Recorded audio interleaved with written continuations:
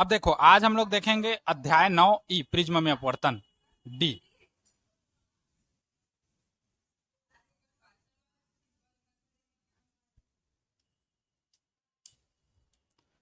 Prism से अपवर्तन।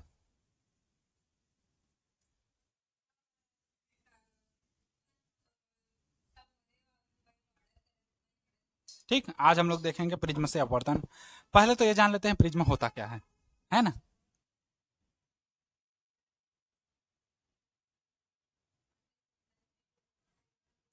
Prism prism क्या है? ऐसा समान पारदर्शी माध्यम जिसमें दो समतल पृष्ठ एक दूसरे से किसी कोण पर क्या होते हैं, जुड़े होते हैं। ठीक, उसे हम लोग क्या कहते हैं, प्रिज्म कहते हैं। मतलब दो कैसे हैं,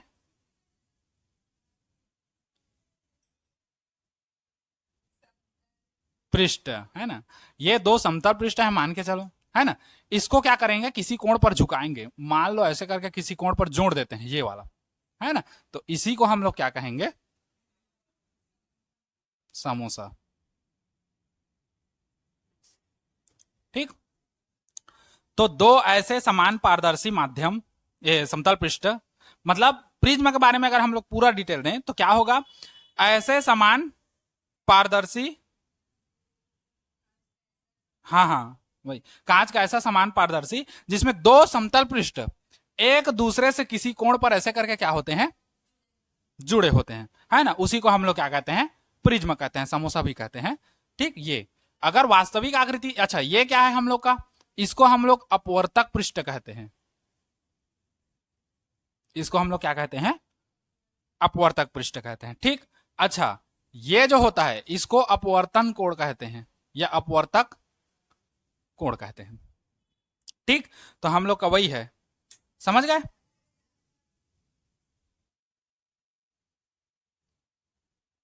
हो गया ना।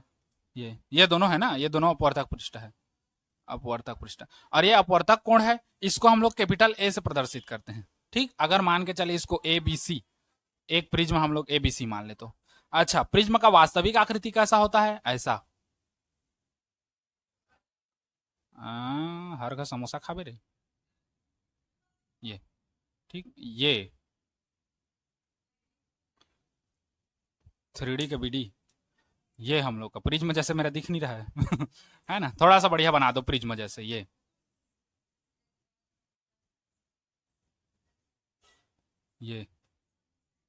ठीक प्रिज्म है। ठीक, तो ये प्रिज्म जैसा दिखता है मेरा चित्र, है ना। बाकी प्रिज्म अच्छा होता है तुम सारा। ठीक, हो गया। तो चलो परिभाषा बोलते जाता हूं, लिखते जाओ।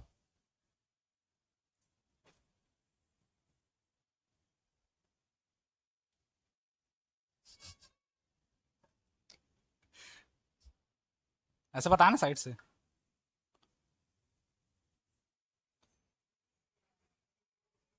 हम्म, चलो परिभाषा कांच का ऐसा पारदर्शी या कांच का ऐसा समान पारदर्शी माध्यम, कांच का ऐसा समान पारदर्शी माध्यम जिसमें दो समतल पृष्ठ, जिसमें दो समतल पृष्ठ, जिसमें दो समतल पृष्ठ एक दूसरे से या एक दूसरे के साथ किसी कोण पर जुड़े होते हैं, ये हम लोग का कोण है। एक दूसरे के साथ किसी कोण पर जुड़े होते हैं, एक दूसरे के साथ किसी कोण पर जुड़े होते हैं, उसे प्रिज्म कहते हैं, है ना, समोसा, उसे प्रिज्म कहते हैं। ठीक, चित्र को बना लो ऐसे ही तुम लोग, समोसा मत बनाना ये। या रुक जाओ, पहले प्रिज्म का कार्य वगैरह देख लेते हैं, उसके बाद बता, उसके बाद देख लेना, है ना। अब देखो प्रिज्म का कार्य क्या है, प्रिज्म के कार्य क्या क्या है। ठीक, अब देखो प्रिज्म का दो कार्य होता है। एक कार्य क्या है, यह प्रकाश की किरण का ऐसी के तैसी कर देता है ना। मतलब प्रकाश का क्या करता है, अपवर्तन करता है ना। प्रकाश की किरण का ऐसी तैसी कर देता है। दूसरा क्या है, प्रकाश का वर्ण विक्षेपण करता है, वर्ण विक्षेपण। अब ये नया शब्द आ रहा है, वर्ण विक्षेपण क्या है? मतलब जो श्वेत प्रकाश होती है ना, जो सूर्य से आने वाली प्रकाश है उसको विभिन्न रंगों में क्या करता है, विभक्त करता है, बांटता है। तुम लोग खुले आंख से सूर्य का प्रकाश आएगा या उसको देखोगे तो उसमें अलग अलग रंग दिखता है क्या? नहीं, एक साथ दिखता है। लेकिन जब प्रिज्म से गुजारोगे तो क्या हो जाता है, अलग अलग 7 रंगों में विभक्त हो जाता है। ठीक, एक होता है प्रकाश का क्या करना, अपवर्तन करना। अपवर्तन करने का मतलब क्या है, ये हम लोग का क्या है, प्रिज्म है ना। यहां से प्रकाश का किरण जाएगा। अब प्रकाश क्या है, ढीठ है, एकदम गुस्से वाला, मैं नहीं बदलूंगा, है ना। तो ये क्या करता है प्रिज्म, ये उसको सीधा करता है। ये टेटरहा है, दबंग है, जा रहा है, इसको यहां पर को कानों को पकड़ेगा, चल उधर नहीं जाना है, इधर चल। फिर यहां पर जाएगा, फिर ये प्रिज्म इसका इस पृष्ठ क्या कहेगा, फिर उसका कान पकड़ेगा, उधर नहीं जाना है, इधर चल। तो ऐसे करके वो 2 बार क्या होता है, अपवर्तन होता है प्रकाश का। ठीक, तो इसी को हम लोग क्या कहते हैं, प्रिज्म प्रकाश का अपवर्तन। और एक होता है प्रकाश का वर्ण विक्षेपण। अच्छा, ये जो प्रकाश लेंगे कौन सा प्रकाश होगा, श्वेत प्रकाश। श्वेत प्रकाश बोले तो सूर्य से आने वाली प्रकाश। ठीक, तो 2 कार्य है, एक कार्य प्रकाश का अपवर्तन करना और एक होता है प्रकाश का क्या करना, वर्ण विक्षेपण, या इसी को श्वेत प्रकाश का वर्ण विक्षेपण कह सकते हो। ठीक, चलो इसको चित्र बनाओ, नोट करो, फिर आगे बढ़ते हैं।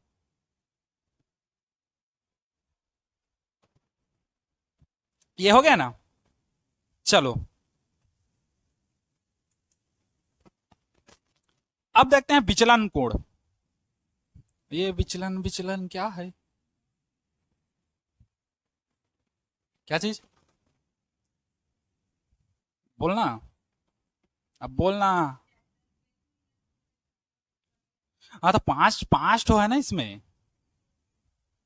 5 ठो है तो लगेगा ही। इधर का छोटा छोटा है, डी और ई छोटा है हम लोग का, थोड़ा थोड़ा खत्म हो जाएगा। अब देखो विचलन कोण क्या है ना, क्योंकि विचलन कोण जानना जरूरी है, क्योंकि पिछले बार मैं डेल करके सिंपल बता के छोड़ दिया था, है ना।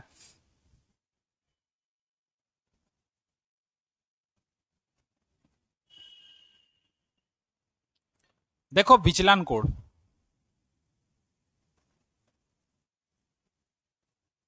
इसको डेल से प्रदर्शित करते हैं, है ना। केमिस्ट्री में तो होगा तुम लोग के, होगा ना। हाँ, इसको डेल से प्रदर्शित करते हैं। अब डेल क्या है, जो है वो है ना। देखो प्रकाश की किरण हम लोग देखे हैं, विरल से सघन में और सघन से विरल में प्रवेश करता है। बस उसी मुद्दे को, उसी बात को लेकर के चलना है। जब प्रकाश की किरण हम लोग का विरल से कहां पहुंचे, सघन में, ये पहला चित्र होगा। और दूसरा चित्र, जब प्रकाश की किरण कहां से कहां पहुंचे, सघन से विरल में। ठीक, पहला स्टेप, जब प्रकाश की किरण विरल से सघन में जाती है तो मान लो ये उसका क्या है, अभिलंब है। जाना इसको कैसे था, ऐसे, लेकिन वो ऐसे ना जाकर के क्या हो जाती है, अब अभिलंब की ओर झुक जाती है। ठीक, ये वाला कोण बनेगा आई, ये वाला कोण बनेगा क्या, आर। ठीक, और ये वाला कोण, ये जो जाना ऐसे था और इधर से खिसक कर कड़ी, तो यहां से जितना खिसकी वही हम लोग का क्या बनाएगा, विचलन। विचलन मतलब अपने मार्ग से विचलित हो जाना, है ना। मार्ग उसका ये था, इधर करके गई है, मतलब अपने मार्ग से विचलित हुई। कितना का विचलित हुई, इतना का विचलित हुई। अब यदि मेरे को यहीं पर इसका सूत्र चाहिए, तो देखो ये और ये आपस में बराबर होंगे दोनों, शीर्षाभिमुख कोण। अगर कोई रेखा ऐसे है और ऐसे है तो ये दोनों कोण आपस में बराबर होंगे शीर्षाभिमुख से। तो आई जो होगा इन दोनों के योग के बराबर होगा। अर्थात जो हम लोग का आई होगा, इसी में देखो, इसी में आई जो होगा वो आर प्लस डेल के बराबर होगा। या इसी को जमा के लिखें डेल का मान, तो ये इधर जाएगा तो आई माइनस क्या हो जाएगा, आर होगा। ये दोनों किसके लिए है, इसके लिए। ठीक, वहीं अब हम लोग कहां जाएं, सघन से विरल में जाएं। तो हमको पता है, पूरी दुनिया को पता है, जब प्रकाश की किरण ऐसे जाती है सघन से कहां, विरल में, ये हम लोग का क्या है, अभिलंब है। अभिलंब जैसे दिख नहीं रहा है, फील करो, ये अभिलंब है। अब प्रकाश की किरण को जाना ऐसे था, लेकिन ये टेट्राही दिखाई, और मैं क्या की, अपने मार्ग से विचलित होकर के इधर गई, हो गई। अच्छा, ये पूरा क्या है हम लोग का, आर, क्योंकि अभिलंब और अपवर्तन, सॉरी, अभिलंब और अपवर्तित किरण, इसके अपवर्तित किरण, इसके बीच बना कोण आर, और आप आपतित किरण और अभिलंब के बीच बना कोण क्या है? आई। ये हो गया। जाना इसको ऐसे था, लेकिन ये यहां से विचलित इतना हो गई, तो ये कितना है? डेल। अब समझो, इसमें ये ऐसे है, ये आई है, तो इसके बराबर होगा वो, सॉरी इसके बराबर, मतलब ये वाले के बराबर होगा आई का मान, क्योंकि रास्ता ऐसा है और ऐसा है। तो ये दोनों ऐसा है, तो यहां जितना है वहां इतना बनेगा शीर्षाभिमुख। लेकिन हमको ये मान नहीं पता, तो इस पूरे आर में से इस डेल को घटा देंगे तो ये वाला मिलेगा। मतलब जो आई का मान होगा वो आर माइनस डेल के बराबर होगा। या अगर हमको डेल का मान चाहिए तो डेल को इधर लाओ, इसको इधर लाओ, तो आर माइनस क्या हो जाएगा? आई। समझ गए इतना?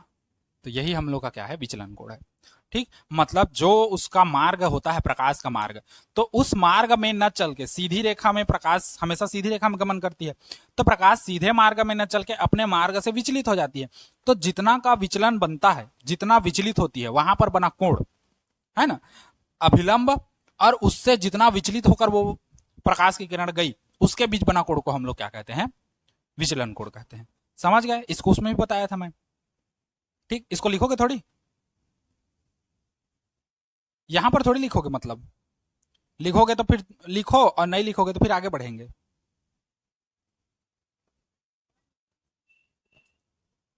देख लो कैसे बबुआ, लिखोगे? चलो लिख लो, तो लिख लो, लिख लो, चलो।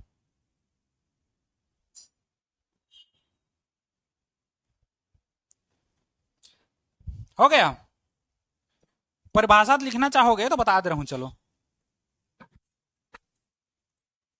चलो लिखो परिभाषा। आपतित किरण, आपतित किरण और निर्गत किरण के बीच बने कोण को, आपतित किरण और निर्गत किरण के बीच बने कोण को विचलन कोण कहते हैं। आपतित किरण व निर्गत किरण के बीच बने कोण को विचलन कोण कहते हैं।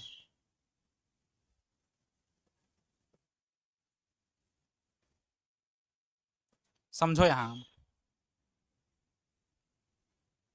बालिके लोग और कन्याएं, इधर देखो, ये हम लोग का आपतित किरण था, ऐसे करके जाना था, लेकिन गया ये निर्गत किरण, तो इन दोनों के बीच बना कोण ये डेल। यहां पर भी आपतित किरण ये था, लेकिन निर्गत किरण हम लोग का ये बना, तो इनके बीच बना कोण डेल ये।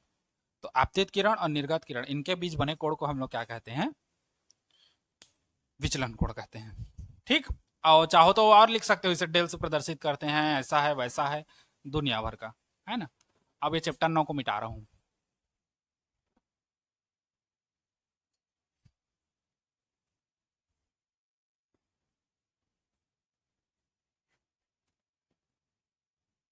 चलो अब अगला हेडिंग डालो, मैं बोलते जा रहा हूं।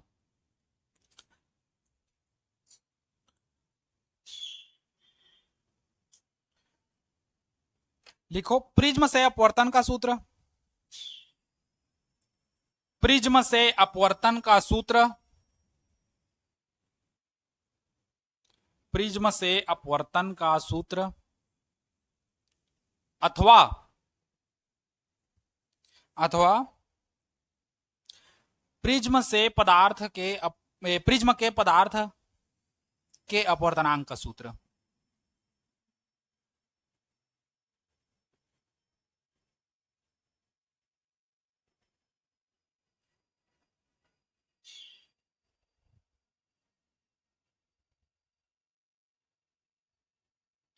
प्रिज्म के पदार्थ के अपवर्तनांक का सूत्र।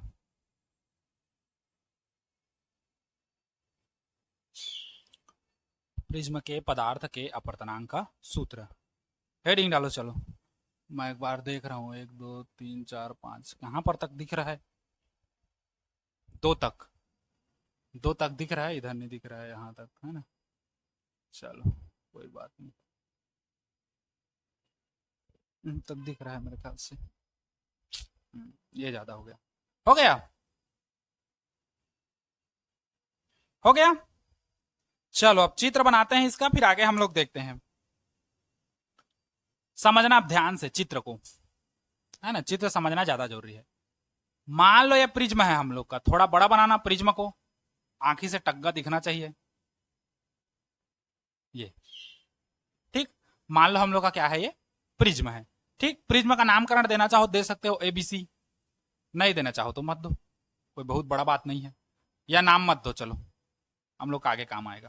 ठीक, मान लो एक प्रकाश की किरण प्रिज्म से आती है और टकराती है ना, ये प्रकाश की किरण आई यहां पर, ठीक, टकराई, इसको हम लोग नाम दे देते हैं क्या, पी क्यू। प्रकाश का जो मार्ग है वो क्या है, पी से क्यू की ओर, है ना। और आ रही है, तो मैं पहले ही बताया हूं, आ रही है तो हम लोग किसको ऐसे डायरेक्शन देंगे। ठीक, जाना इसको कैसे था, सीधा ऐसे। ठीक, जाना इसको कैसे था, सीधा था, लेकिन क्या हुआ, ये सीधा ना होकर के प्रिज्म के ये अपवर्तक पृष्ठ है, इससे क्या हो गया, अपवर्तन होगा, है ना। अब देखो अभिलंब इसमें चाहिए हमको, तो अभिलंब चाहिए, तो हम लोग मान लेते हैं इस तल के लंबवत अभिलंब ये है, डिस्टेंस। ठीक, अच्छा, ये वाला हवा है, हवा कैसा है, विरल। ये हम लोग का क्या है, कांच, कांच कैसा है, सघन, यहां पर कर देता हूं कांच सघन, और उसके बाद फिर हवा है जो क्या है, विरल है। तो जब ये हम लोग का क्या है और अभिलंब है, इसको एम मान के चलते हैं, पहला अभिलंब। जब प्रकाश की किरण विरल से कहां जाती है, सघन में जाती है, तो अभिलंब से की ओर क्या हो जाती है, झुक जाती है। ये अभिलंब है, जाना इसको ऐसे था, लेकिन ये ऐसे ना जाकर के देखो, ये ऐसे ना जाकर के अभिलंब की ओर झुकेगी, तो मान लो इधर ना आकर के झुक गई ऐसे करके इस डायरेक्शन में। ठीक, तो अभिलंब और अपवर्तित किरण इन दोनों के बीच बना कोण क्या होता है, अपवर्तन कोण, तो इसको हम लोग R1 मान के चलते हैं। इधर को हम लोग क्या मानेंगे, I1। ठीक, तो I1 और यहां पर अपवर्तन कोण क्या हो गया, R1। ठीक, जब यह परावर्तक के प्रिज्म के दूसरे परावर्तक अपवर्तक पृष्ठ पर पड़ती है, तो यहां पर एक बार फिर क्या होगा, अपवर्तन होगा, है ना। अब इसको जाना कैसे था, ऐसे, ऐसे जाना था ना। अब यहां पर हम लोग क्या करेंगे, अभिलंब खींचेंगे। मान लो इस पृष्ठ के लिए अभिलंब ऐसे है, जो हमेशा तल के कैसा होता है, लंबवत होता है ना। जाना इसको ऐसे था, और ये अभिलंब है, तो अभिलंब से क्या होगी, दूर हटेगी। दूर हटेगी मतलब कैसे आएगी, ये ऐसे, समझे। ये पी क्यू है ना, इसको हम लोग एस मान के चलते हैं, एस। ठीक, अब देखो यहां पर हम लोग का क्या बनेगा, I2, क्योंकि आपतित किरण और ये निर्गत किरण है ना, तो यहां पर अपतन कोण और निर्गत कोण आपस में बराबर होते हैं, है ना, तो इसको I1 मान लिया और इसको क्या मान लिया, I2। ठीक, अच्छा, यहां पर क्या बनेगा, R2, रिफ्लेक्शन सेकेंड वाला। ठीक, अब एक चीज समझो, प्रकाश की किरण को जाना ऐसे था, लेकिन वो इधर झुक गया, तो यहां पर एक बनेगा विचलन कोण del1 बनेगा, इसी को पीछे लाओगे ऐसे करके, तो यहां पर विचलन कोण बनेगा क्या, del2। ठीक, अगर इस त्रिभुज को देखें, देखो इस त्रिभुज को, ये वाले त्रिभुज को, तो ये वाला त्रिभुज तुम लोग का ऐसा दिख रहा है, ये वाला हम लोग का del1 है और ये वाला del2 है, तो परिणामी कहीं ना कहीं यहां पर होगा del, क्योंकि हम लोग पढ़े हैं बहिष्कोण में से, यहां पर का जो कोण होता है इन दोनों कोणों के योग के बराबर होता है, तो ये दो अलग अलग विचलन है, इन दोनों का परिणामी एक डेल विचलन यहां बनेगा, है ना, तो यहां पर हम लोग का परिणामी क्या बनेगा, डेल।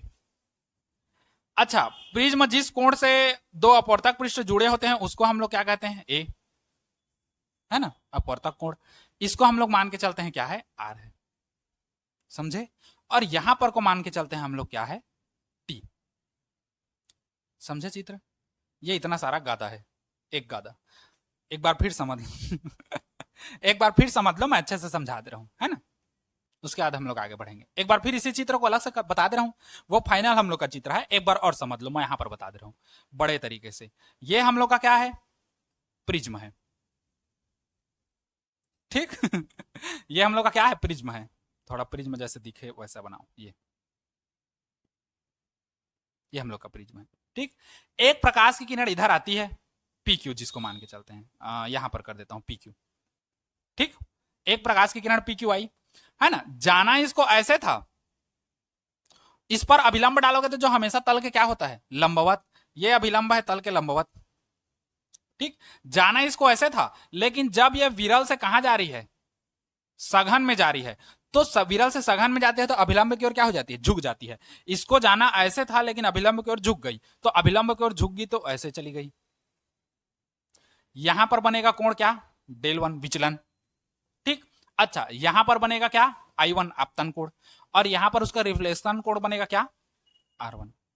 ठीक, अब जब ये इस प्रिज्म के सेकंड हम लोग के पृष्ठ पर पहुंची, तो ये भी अपवर्तक पृष्ठ है, ये भी प्रिज्म प्रकाश की किरण को क्या करेगा, अपवर्तित करेगा, है ना।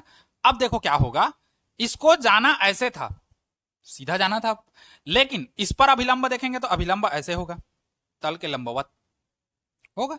अब तल के लंबवत, अब जाना इसको ऐसे था, तो जब सघन से वो विरल में जाती है तो अभिलंब की ओर क्या हो जाती है, अभिलंब से दूर हटती है। तो अभिलंब हम लोग का ऐसे है तो दूर हटेगी, दूर हटेगी तो किधर जाएगी, इधर जाएगी। अब यहां पर का टोटल हम लोग का क्या बनेगा, I2 बनेगा। अच्छा, इसका रिफ्लेक्शन किधर बनेगा, R2 यहां। ठीक, और इसको इधर लाओगे तो विचलन कोण यहां पर क्या बनेगा, डेल टू। अब यहां डेल टू कैसे आया, समझे इस बात को।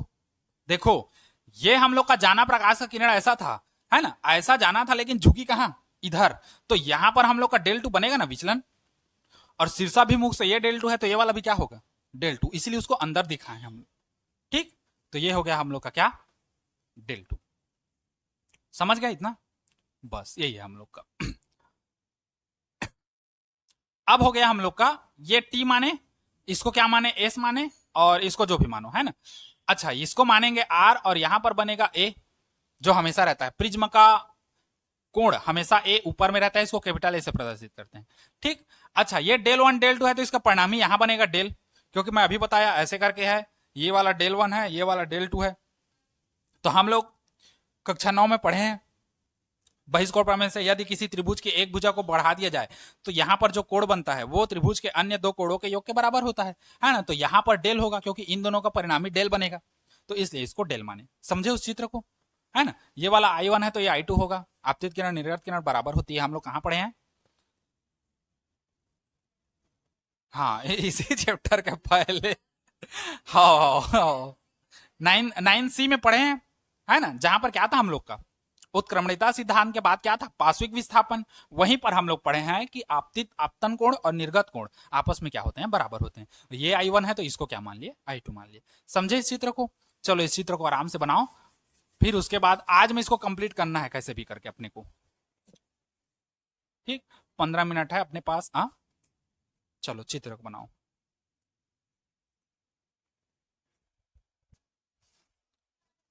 चलो अब इसमें माना फलाना लिखते जाते हैं। चलो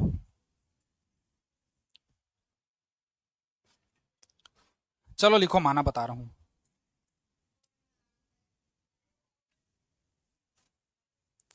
माना एक प्रिज्म, माना एक प्रिज्म जिसका, माना एक प्रिज्म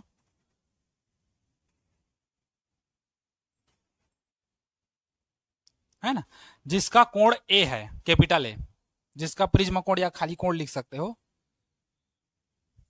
कैपिटल ए है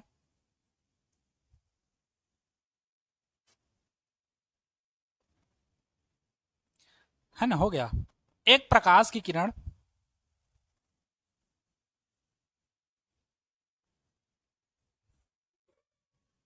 एक प्रकाश किरण है ना, पी क्यू मार्ग से होते हुए, पी क्यू मार्ग से होते हुए, पी क्यू मार्ग से होते हुए प्रिज्म पर आपतित होती है,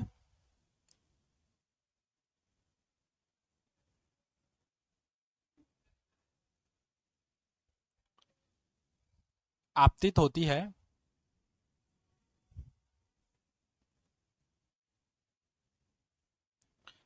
हो गया। तथा प्रिज्म के अंदर क्यूएस मार्ग का अनुसरण करते हुए, तथा प्रिज्म के अंदर क्यू आर मार्ग का अनुसरण करते हुए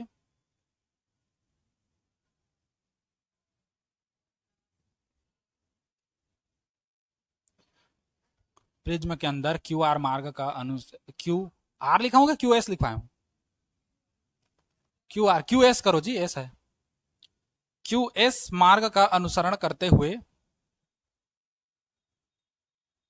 अपवर्तित होकर, अब इसको कुछ मान लो, P Q R S T U कर दो इसको, अपवर्तित होकर एस यू मार्ग से निर्गत हो जाती है, एस यू मार्ग से निर्गत हो जाती है, एस यू मार्ग से निर्गत हो जाती है। हो गया? हाँ,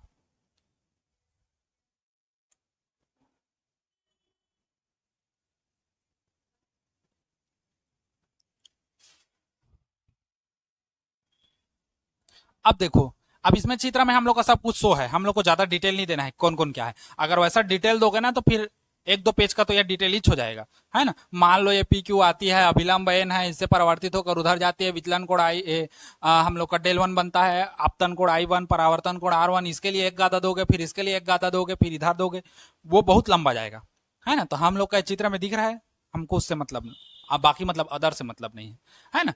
ये हो गया। अब चलो उसी में लिखते जाओ फिर, पैराग्राफ चेंज करके। अब देखो चित्रानुसार हमको क्या क्या दिख रहा है। इस चित्र में जब दो रेखाएं एक दूसरे को काटती है तो शीर्षाभिमुख कोण बनता है। तो ये वाला हम लोग का आई वन जो है यहां पर के बराबर होगा, अब ये दो पार्ट में है, डेल वन और आर वन, इन दोनों के योग के बराबर आई वन होगा। तो हम लोग का जो आई वन निकलेगा वो निकलेगा del one plus R one के बराबर। अगर हमको डेल वन का मान चाहिए तो इसको इधर लाओगे तो ये हो जाएगा I one minus R one, इसको मानेंगे समीकरण एक। इसी प्रकार यदि हम डेल टू देखना चाहें तो वो हो जाएगा आई टू माइनस आर टू, समीकरण दो। क्यों? क्योंकि अगर इसमें देखोगे तो इसमें भी क्रॉस मल्टीप्लाई हो रहा है ना। ये वाला हम लोग का आई टू है तो इधर ये दो भाग में बढ़ गया है, डेल टू और आर टू। तो आई टू जो होगा वो del two plus R two के बराबर होगा।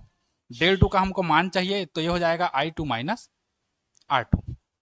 ठीक, इस नियम से हम लोग का ये आ गया आई टू माइनस आर टू। अच्छा, अगर हम लोग को विचलन कोण चाहिए, हमको क्या चाहिए? विचलन कोण। तो हम लोग को विचलन कोण जो चाहिए पूरा विचलन कोण डेल बराबर, तो ये हो जाएगा del one plus del two. देखो इसमें ये वाले में अगर हम लोग देखें तो कैसा है, ये वाला डेल वन, ये वाला डेल टू और ये वाला डेल है इसमें से। तो यहां से हमको कैसे पता चल रहा है? किसी त्रिभुज की अगर एक भुजा को बढ़ाई जाए, है ना, यदि किसी त्रिभुज की एक भुजा को बढ़ा दी जाए तो वहां पर जो कोण बनता है वो त्रिभुज के अंदर अन्य दो कोणों के योग के क्या होता है? बराबर होता है। तो इसलिए हम लोग का हो गया, मान को रखेंगे डेल बराबर, रख दो डेल वन का मान कितना है, I one minus R one, plus del two का मान रखोगे I two minus R two. हो गया। डेल बराबर आई वन आई टू एक जगह कर दो, I one plus I two, R one भी माइनस में है, आर टू भी माइनस में है, दोनों में से माइनस बाहर निकाल दोगे तो ये हो जाएगा R one plus R two. समझे कैसा हुआ? नहीं समझे देखो इसी को, I one minus R one plus I two minus R two, इन दोनों को एक जगह करोगे तो I one plus I two, यहां बचेगा minus R one minus R two, तो ये बचेगा I one plus I two, दोनों में से माइनस निकाल दोगे तो R one plus R two. अब इसको मैं कोष्टक कर दिया, ये समझे? तो तीन स्टेप तुम लोग का बच रहा है, समझ जाओगे तो इसको मिटा दो, इसको समझ जाओगे ना इसको।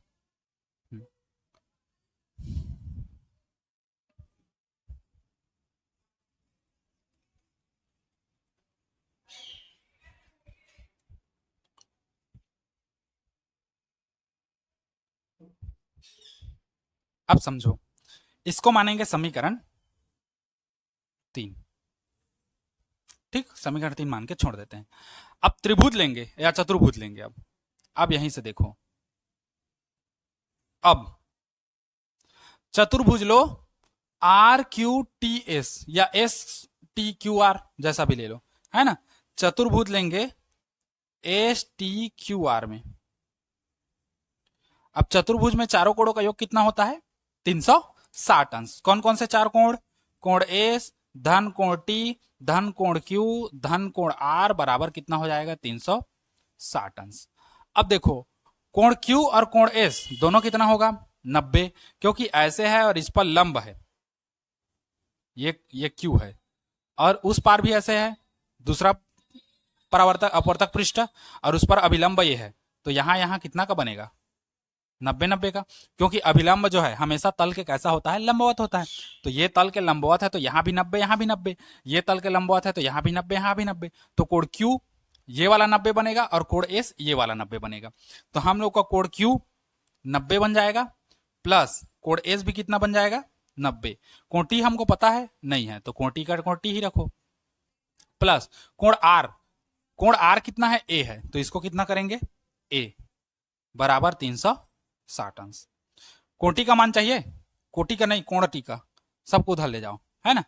तो हम लोग को कोण टी बराबर हो जाएगा 360 माइनस 90 90 कितना हो गया?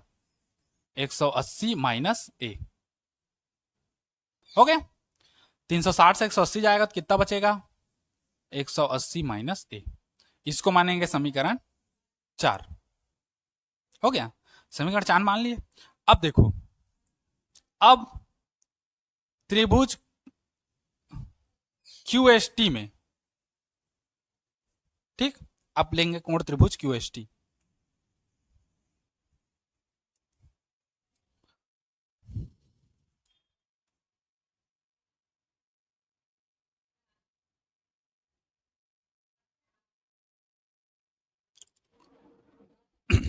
ये वाला हो गया R1, ये वाला हो गया R2 और ये, ठीक। तो त्रिभुज के तीनों कोणों का योग कितना होता है? 180 अंश। तो कोण Q प्लस कोण S प्लस कोण T बराबर कितना हो जाएगा? 180। QS का मान है हम पता, R1 प्लस R2 प्लस कोण T बराबर 180।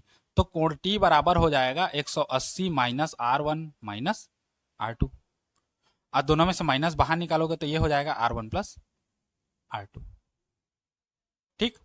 अब कंपेयर करें, तुलना, इसको मानेंगे समीकरण 5, ठीक।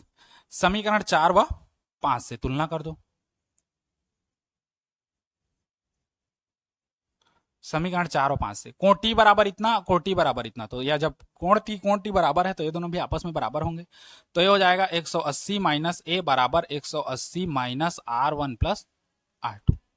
180 खत्म दोनों साइड से, माइनस माइनस भी खत्म दोनों साइड से, तो ए बराबर बचेगा हम लोग का R1 प्लस R2।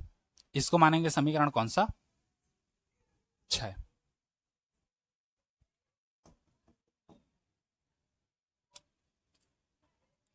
होगा। अच्छा, अब लाएंगे हम लोग क्या? न्यूनतम विचलन।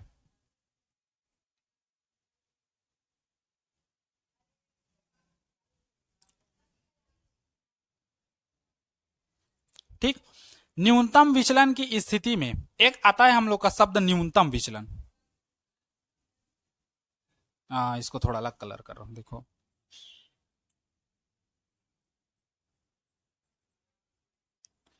न्यूनतम विचलन की स्थिति में न्यूनतम विचलन क्या है? कम से कम विचलन हो। तो कम से कम विचलन होगा तो ये जो I1 है ये I1 I2 के बराबर हो जाएगा, और R1 किसके बराबर हो जाएगा? R2 के बराबर, है ना। न्यूनतम विचलन कम विचलन, ज्यादा विचलन ना हो, तो उस कंडीशन में I1 I2 बराबर हो जाता है, R1 R2 बराबर हो जाता है। तो उस कंडीशन में I1 बराबर I2 बराबर क्या ले लेंगे? I, तथा R1 बराबर R2 बराबर क्या ले लेंगे? R, ठीक। तब समीकरण 6 से देखो,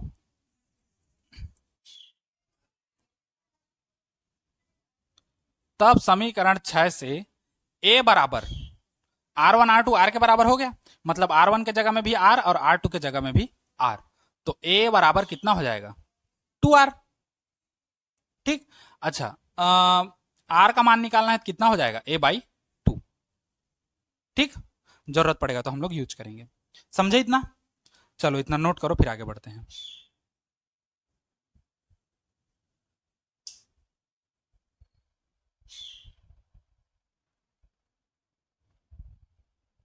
हो गया।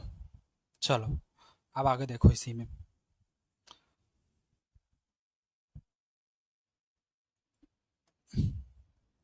समीकरण 3 में सबका मान रखेंगे, है ना। समीकरण 3 में क्या करेंगे, सबका मान रखेंगे।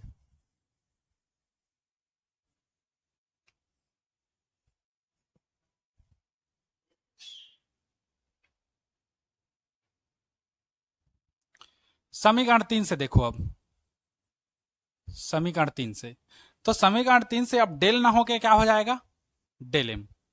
डेल एम क्यों होगा, क्योंकि ये न्यूनतम विचलन को बताता है, सबसे कम विचलन, है ना। तो डेल ना होके क्या हो जाएगा, डेल एम, न्यूनतम विचलन, बराबर I1 प्लस I2। तो मैं बताया हूं I1 या I2 सब I के बराबर हो जाएगा, तो I1 के जगह में भी I लिखेंगे, I2 के जगह में भी I लिखेंगे, ठीक। माइनस R1 प्लस R2, तो R1 प्लस R2 के जगह में हम लोग सीधा क्या लाए, A, तो सीधा हम लोग क्या कर देंगे, A, ठीक।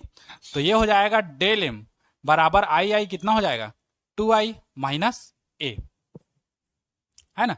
हमको क्या चाहिए, ए का मान चाहिए, आई का मान चाहिए, है ना। तो ए को इधर लाओ, तो डेल एम प्लस ए बटे 2 बराबर 2I। या हमको आई का मान चाहिए, तो ये हो जाएगा डेल एम प्लस ए बटे 2। आई का मान निकला, और एक हमको क्या निकला, आर का मान निकला। अब तुमको आपतन कोण मिल गया और अपवर्तन कोण मिल गया, तो हम लोग क्या निकालेंगे अब, स्नेल का नियम, पढ़े हो ना स्नेल बाबा का नियम, क्योंकि अपवर्तनांक कहाँ आता है, उसी के में तो आता है।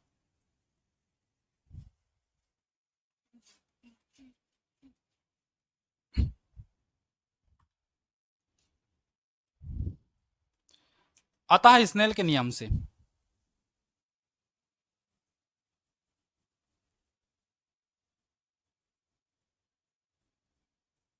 अतः स्नेल के नियम से म्यू बराबर क्या होता है, साइन आई बटे साइन आर होता है। मान को रख दो, म्यू बराबर साइन आई कितना लाए हो, del M plus A by 2, तो ये हो जाएगा डेल एम प्लस ए बटे 2 बटे साइन आर, आर का वैल्यू कितना लाए हो, ए बाई 2, तो ए बटे 2, ठीक। यही है हम लोग का प्रिज्म के पदार्थ के अपवर्तनांक के लिए सूत्र, ये इससे हम लोग का न्यूमेरिकल बनता है और आता भी है पेपर में, ठीक।